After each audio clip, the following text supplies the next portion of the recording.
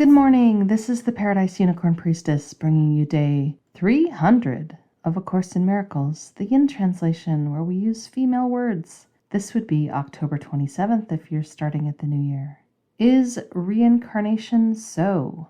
In the ultimate sense, reincarnation is impossible. There is no past or future, and the idea of birth into a body has no meaning either once or many times. Reincarnation cannot then be true in any real sense. Our only question should be, is the concept helpful? And that depends, of course, on what it is used for. If it is used to strengthen the recognition of the eternal nature of life, it is helpful indeed. Is any other question about it really useful in lighting up the way? Like many other beliefs, it can be bitterly misused. At least, such misuse offers preoccupation and perhaps pride in the past. At worst, it induces inertia in the present. In between, many kinds of folly are possible.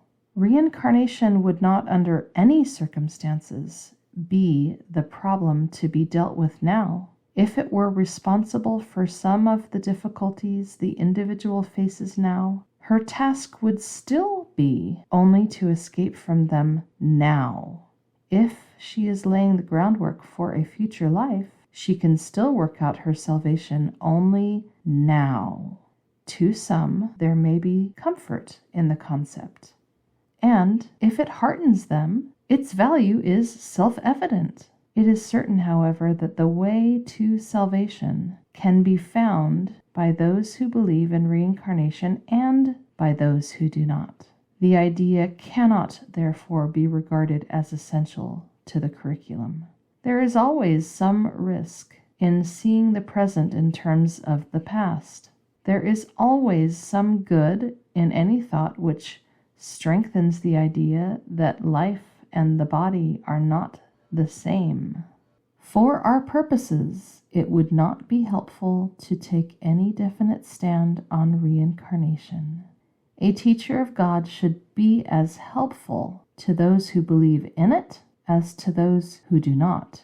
If a definite stand were required of her, it would merely limit her usefulness as well as her own decision-making.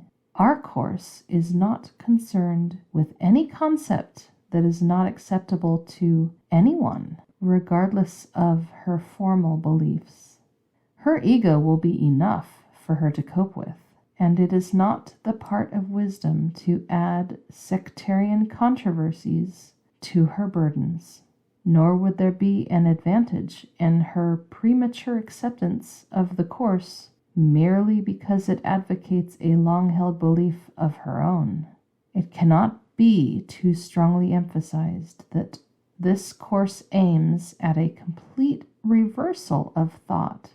When this is finally accomplished, issues such as the validity of reincarnation become meaningless. Until then, they are likely to be merely controversial. The teacher of God is, therefore, wise to step away from all such questions, for she has much to teach and learn apart from them. She should both learn and teach that theoretical issues but waste time, draining it away from its appointed purpose.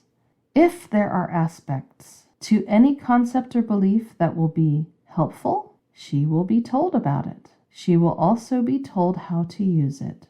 What more needs she know? Does this mean that the teacher of God should not believe in reincarnation herself or discuss it with others who do? The answer is certainly not.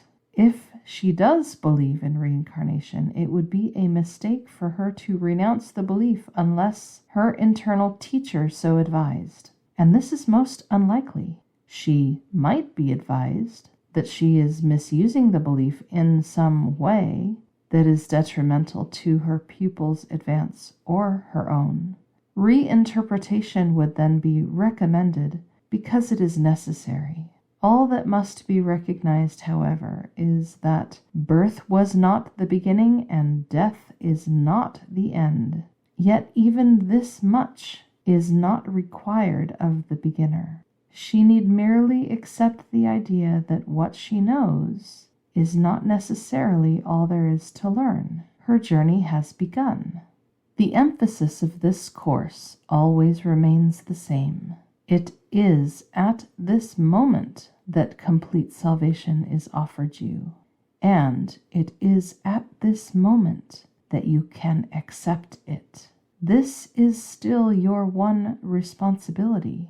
Atonement might be equated with total escape from the past and total lack of interest in the future. Heaven is here. There is nowhere else. Heaven is now. There is no other time. No teaching that does not lead to this is of concern to God's teachers. All beliefs will point to this, if properly interpreted. In this sense, it can be said that their truth lies in their usefulness. All beliefs that lead to progress should be honored. This is the sole criterion this course requires. No more than this is necessary.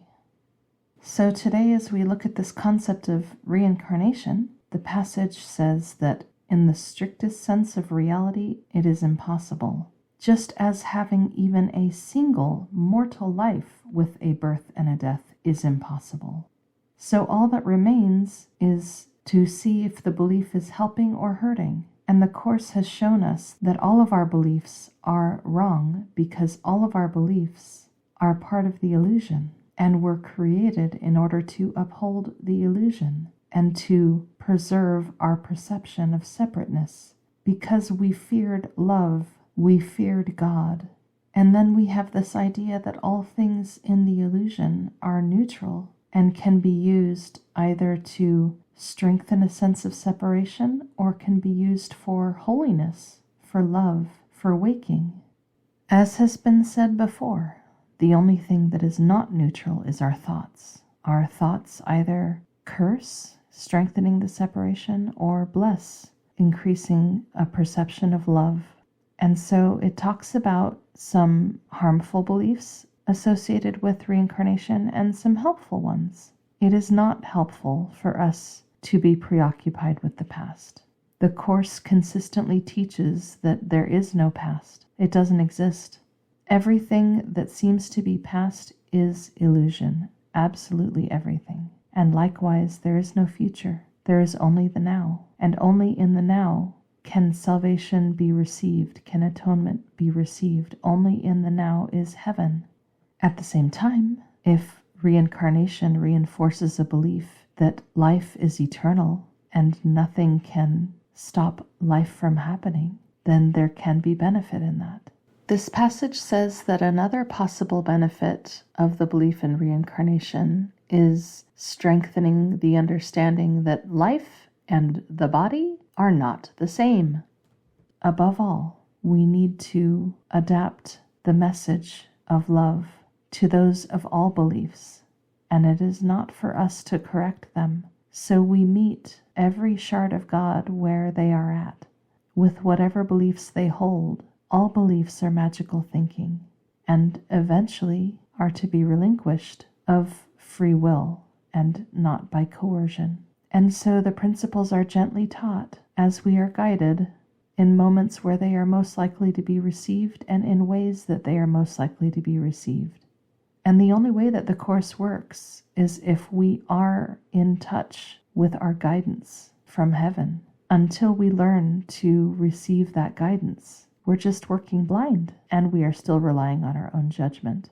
The lessons teach us to develop that relationship with our guidance system and our ability to listen and receive guidance.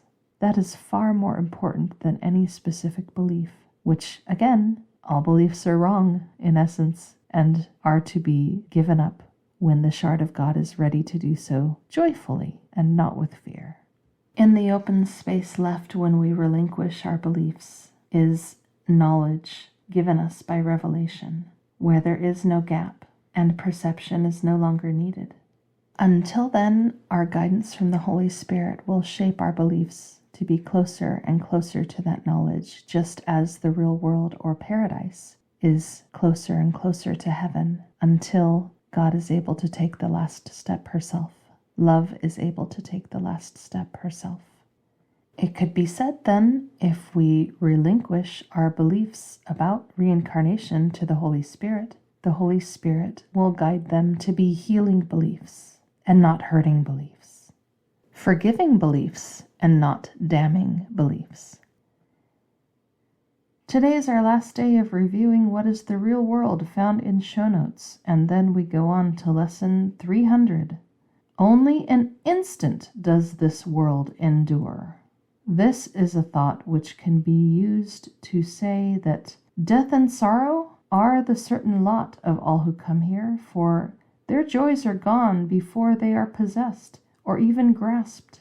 Yet this is also the idea that lets no false perception keep us in its hold, nor represent more than a passing cloud upon a sky eternally serene. And it is this serenity we seek, unclouded, obvious and sure. Today, we seek your holy world today, for we, your loving children, have lost our way a while. But we have listened to your voice and learned exactly what to do to be restored to heaven and our true identity. And we give thanks today. The world endures but for an instant. We would go beyond that tiny instant to eternity.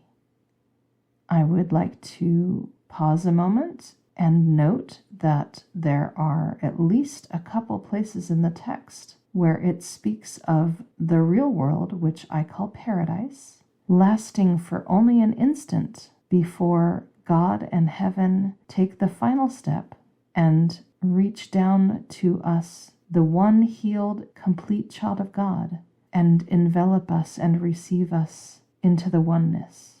That was described as being only but an instant. And this world of separation is described as being only an instant. The same description is given to both. This shows us that time is an illusion and there is only now, and it reinforces the idea that salvation is only received in the now. Heaven is now. There is no other time or place. And yes, in the recognizing of this, all that is not heaven passes away in an instant. So that is the context with which to receive both of these worlds being described as lasting only an instant. That's our lesson for the day. Happy practicing.